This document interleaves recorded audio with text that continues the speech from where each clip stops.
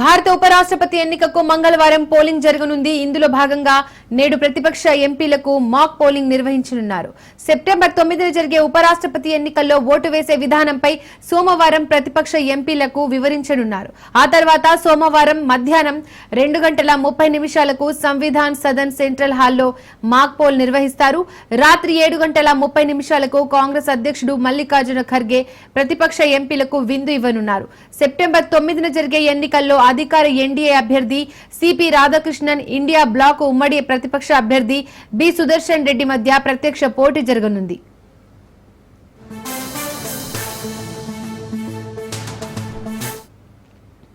September 9న ఉదయం 10 గంటలకు polling ప్రారంభమై సాయంత్రం 5 గంటలకు ముగుస్తుంది. ఓట్ల లెక్కింపు అదే రోజు సాయంత్రం 6 గంటలకు ప్రారంభమవుతోంది. ఆ తర్వాత వెంటనే ఫలితం ప్రకటిస్తారు. ఉపరాష్ట్రపతికి జరిగే ఎన్నికల్లో పార్లమెంటు ఉభయ సభల సభ్యులు ఓటు వేయనున్నారు. 17వ ఉపరాష్ట్రపతి ఎన్నికకు ఎలక్టోరల్ కాలేజీలో రాజ్యసభకు ఎన్నికైన 233 మంది సభ్యులు, రాజ్యసభకు నామినేటెడ్ 12 మంది సభ్యులు, లోక్సభకు ఎన్నికైన 543 మంది సభ్యులు ఓటు వేస్తారు. ఎలక్టోరల్ కాలేజీలో మొత్తం 788 మంది సభ్యులు ఉండగా ప్రస్తుతం 781 మంది ఎంపీలు ఓటు హక్కును వినియోగించుకోనున్నారు.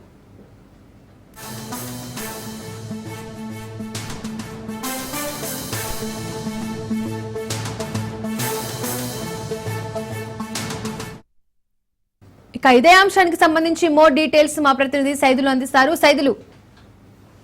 దీపిక, ఉపరాష్ట్రపతి ఎన్నికకు సర్వం సిద్ధమైంది. రేపు జరిగే ఎన్నికల్లో పార్లమెంటు ఉభయ సభల సభ్యులు ఓటర్లుగా ఉండనున్నారు. అదే పాలక ఎన్డీఏ తరఫున మహారాష్ట్ర గవర్నర్ సిపి రాధాకృష్ణన్ ఉపరాష్ట్రపతి అభ్యర్థిగా ఉన్నారు. విపక్ష ఇండియా కూటమి నుంచి సుప్రీంకోర్టు మాజీ న్యాయమూర్తి జస్టిస్ బి సుదర్శన్ రెడ్డి పోటీ చేస్తున్నారు. అది అందరికీ తెలిసిన విషయమే.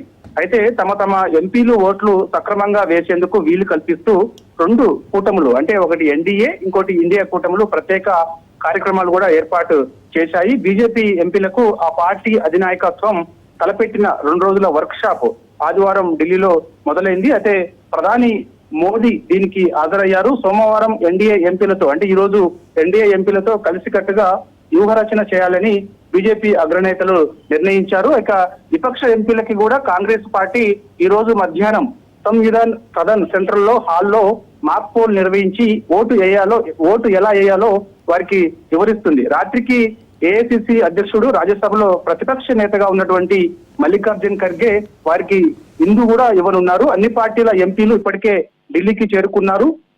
వివిధ రాష్ట్రాల్లో పర్యటించి ఆయా పార్టీల మద్దతు కోరిన జస్టిస్ సుదర్శన్ రెడ్డి కూడా దేశ రాజధానికి వచ్చారు. ఆయన కూడా ప్రస్తుతం ఢిల్లీలోనే ఉన్నారు. తాను ఏ పార్టీ తరఫున పోటీ చేయడం లేదని జస్టిస్ సుదర్శన్ రెడ్డి అంటున్నారు. రాజకీయాలకు అతీతంగా తనకు ఓటు వేయాలని ఆయన ఉభయ సభల ఎంపీలకు లేఖ రాశారు. ఈ ఎన్నికకు Rajya Sabha secretary general PC Modi returning అధికారిగా ఉన్నారు. పార్లమెంటు భవన్ లో వసుధాలో F101 గదిలో రేపు ఉదయం 10 గంటల నుంచి సాయంత్రం 5 గంటల వరకు ఈ పోలింగ్ జరుగుతుంది. సాయంత్రం 6 గంటల కల్లా ఓట్లు లెక్కించి ఫలితం ప్రకటిస్తారు.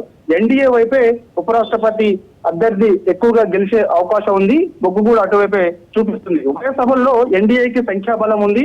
2 సభల్లో మొత్తం 788 మంది సభ్యులకు గాను ప్రస్తుతం 781 మంది ఉన్నారు. లోక్సభలో 542, రాజ్యసభలో 239 మంది ఉన్నారు. ఎన్డీఏకి 425 మంది మద్దతున్నారు. ఇండియా కూటమికి 311 మంది మద్దతున్నారు.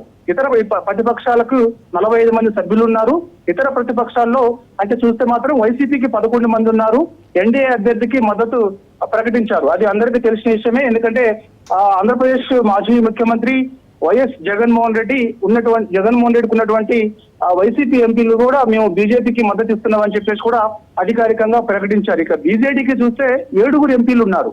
అయితే వారి మద్దతు కోసం స్వయంగా ప్రధాని మోడీ ఒడిశా మాజీ సీఎం నవీన్ పట్నాయక్ కు ఫోన్ చేసి తమకు మద్దతు ఇవ్వాలని చెప్పేసి అడిగారు. సో బీజేడీ కూడా వారికి ఉన్నటువంటి 7 ఎంపీలు కూడా బీజేపీకే, అంటే ఎన్డీఏ కూటమికి మద్దతు ఇచ్చే అవకాశం కూడా కనిపిస్తుంది. ఇక బీఆర్ఎస్ కి 4 ఎంపీలు ఉన్నారు. సో వారు ఎంపీ కె సురేష్ రెడ్డి, అంటే రాజ్యసభ ఎంపీగా ఉన్నటువంటి బీఆర్ఎస్ ఎంపీ సురేష్ రెడ్డి కూడా మేము ఎవరికి మద్దతు ఇవ్వాలో తర్వాత ప్రకటన చేస్తాము, మా అధినేత కేసీఆర్ తో మాట్లాడిన తర్వాత ఒక నిర్ణయానికి వస్తామని చెప్పేసి కూడా రాజ్యసభ ఎంపీగా ఉన్నటువంటి కె సురేష్ రెడ్డి తెలిపారు. అయితే గతంలో కేటీఆర్ కొన్ని వ్యాఖ్యలు చేశారు. అంటే రాష్ట్రంలో యూరియా కొరత పెద్ద ఎత్తున ఉన్న నేపథ్యంలో యూరియా ఎవరైతే ఇచ్చేందుకు ముందుకు వస్తారో వారికి మా మద్దతు ఉంటుందని చెప్పేసి గతంలో కేటీఆర్ చెప్పారు. ఆ నలుగురు అంటే బీఆర్ఎస్ పార్టీకి చెందిన ఉన్నటువంటి నలుగురు ఎంపీలు కూడా ఎన్డీఏకి మద్దతు ఇస్తారా లేకపోతే ఎన్డీఏ కూటమికి మద్దతు ఇస్తారా అనే విషయం పైన ఇంకా స్పష్టత రాలేదు. సో ఈ రోజు మధ్యాహ్నం 2 గంటలకు తెలంగాణ భవన్ లో BRS working president KTR media సమావేశం ఉన్నది. సో ఈ మీడియా సమావేశంలో అధికారికంగా కూడా చెప్పే అవకాశం ఉంది. అంటే తటస్థంగా ఉంటారా లేకపోతే ఎన్డీఏ కూటమికి మద్దతు ఇస్తారా, ఇండియా కూటమికి మద్దతు ఇస్తారా? అంటే ఎట్టి పరిస్థితుల్లో కూడా ఇండియా కూటమికి అయితే మద్దతు ఇచ్చే అవకాశం లేదు. ఎందుకంటే జస్టిస్ సుదర్శన్ రెడ్డిని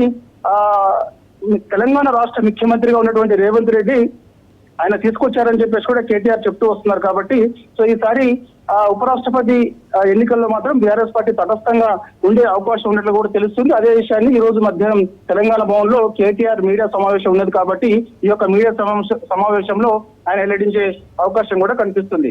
ఇక శిరోమణి అకాలీదళ్ వంటి ఏకసభ్య పార్టీలు అదేవిధంగా స్వతంత్రంగా ఉన్నటువంటి కొన్ని పార్టీలు ఎటువైపు మొగ్గు చూపుతారో చూడాల్సి ఉంది. రహస్య బ్యాలెట్ విధానంలో పోలింగ్ జరుగుతున్నందున అధికార కూటమి నుంచి సుదర్శన్ రెడ్డికి క్రాస్ ఓటింగ్ జరుగుతుందని కాంగ్రెస్ ఆశాభావంతో ఉంది.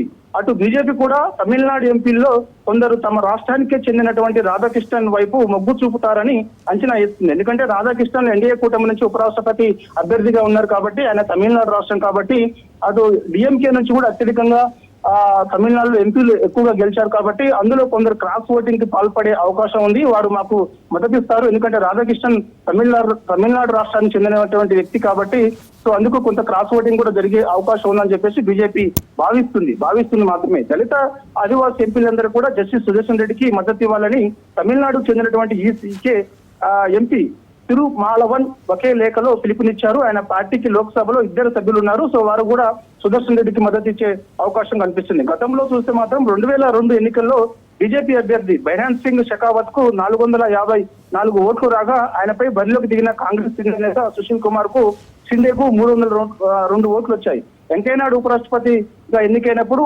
516 ఓట్లు సాధించగా ప్రత్యర్థి గోపాలకృష్ణ గాంధీకి కేవలం 244 ఓట్లు మాత్రమే వచ్చాయి. 2022 ఎన్నికల్లో చూస్తే జగదీప్ ధన్ఖడ్ కు 520 ఓట్లు వచ్చాయి. విపక్షాల ఐక్య అభ్యర్థిగా మార్గరెట్ ఆల్వా కేవలం 182 ఓట్లు మాత్రమే సాధించింది. అయితే ఈసారి ఎన్డీఏ అభ్యర్థికి 500 ఓట్లలోపే వచ్చే అవకాశాలు ఉన్నట్టుగా కూడా మనకి తెలుస్తుంది. ప్రతిపక్షాలు తమకు ఉన్న మొత్తం 324 ఓట్లు సాధించినప్పటికీ కూడా అన్ని ఎక్కువ ఓట్లు పొందే అవకాశం లేదు, ఓడిపోయే అవకాశం ఉన్నట్టుగా కూడా మనకైతే సమాచారం వస్తుంది. సో ప్రస్తుతం అయితే మనకి తెలుస్తున్న సమాచారం ఏంటంటే మాత్రం ఎన్డీఏ అభ్యర్థి గెలిచే అవకాశాలు ఉన్నట్టు కూడా తెలుస్తుంది. దానిలో భాగంగా ఎన్డీఏ అభ్యర్థులకు సంబంధించినటువంటి ఎంపీలందరూ కూడా వారికి ఒక వర్క్ షాప్ కూడా నిన్నటి నుంచి నిర్వహిస్తున్నారు. ఈ రోజు కూడా వర్క్ షాప్ ఢిల్లీలో నిర్వహిస్తారు. ఓటు ఏ విధంగా వేయాలి ఏంటనేది దానిపైన కూడా వారికి స్పష్టత ఇచ్చే అవకాశం కూడా కనిపిస్తుంది. ఎందుకంటే గతంలో సరిగ్గా 15 మంది ఎంపీలు ఓటు కూడా సరిగా వేయలేకపోయారు కాబట్టి సో అలాంటిది ఈసారి జరిగే అవకాశం ఉండకుండా ఇటు ఇండియా కూటమికి చెందినటువంటి ఎంపీలకు అదేవిధంగా ఎన్డీఏ కూటమిలో ఉన్నటువంటి ఎంపీలందరూ కూడా ఓటు ఎలా వేయాలో కూడా వారికి ఒక దిశానిర్దేశం కూడా చేసే అవకాశం కనిపిస్తుంది. రేపు మాత్రం మనకి ఉదయం 10 గంటలకు ఉపరాష్ట్రపతి ఎన్నికకు సంబంధించి పోలింగ్ ప్రారంభం అవుతుంది. Right Saidulu, thank you.